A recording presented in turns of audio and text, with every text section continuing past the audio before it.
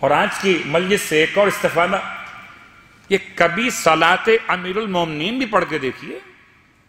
روایت ہے امام جعفر صادق علیہ السلام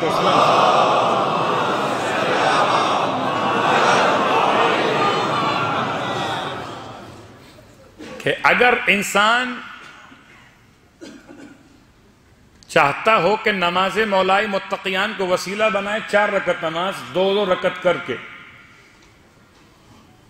ہر 2 رکعت کی نیت 2 رکعت نماز پڑھتا ہوں نماز مولائے کائنات علیہ السلام قربتاً اللہ، اور ہر رکعت میں الحمد کے بعد 50 مرتبہ سورہ اخلاص۔ اتنی لمبی تفصیل سن کر تو مومن رک گیا، یہ نماز کون پڑھے گا؟ کوئی آسان نماز بتائیے۔ مجھ سے کہا گیا تھا کہ آپ کو کینیڈا کا چاہیے ویزا، تو کینیڈا کے ویزے کے لیے آپ کو رات کے 2 بجے قونصلیٹ کے باہر آ کر لائن لگنا ہوگا۔ میں حاضر ہوں، 2 بجے سے لے کر اور 4 بجے تک سحری بھی گئی، مگر ویزا چاہیے، ابھی کنفرم نہیں ہے۔ صلوات پڑھے محمد و آل محمد۔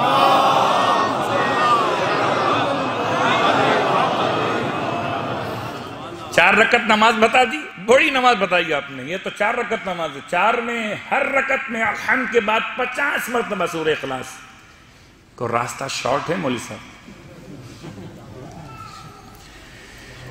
تو بات یہ ہے کہ مولا سے پوچھئے، مولا اتنی لمبی نمازیں پڑھتے ہی کیوں تھے؟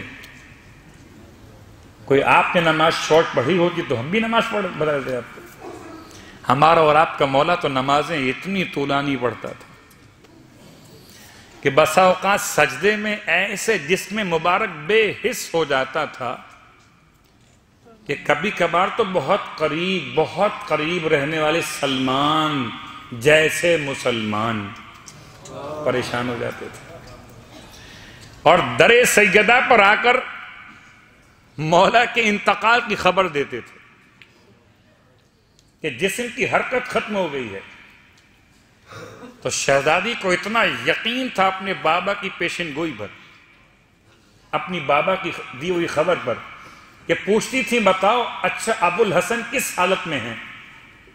وہ کہتے تھے سجدے کی حالت میں ہیں۔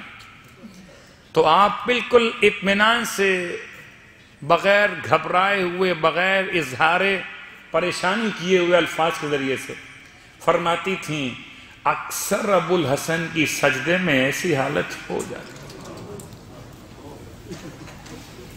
میں اس امام کی نماز کا طریقہ مختصر کہاں سے لاؤں؟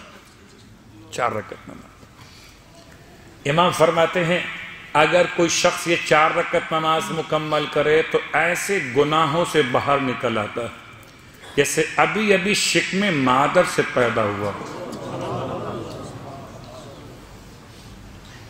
ابھی شکم مادر سے پیدا ہو، اور اس کی تمام حاجتیں پوری ہو جاتی ہیں۔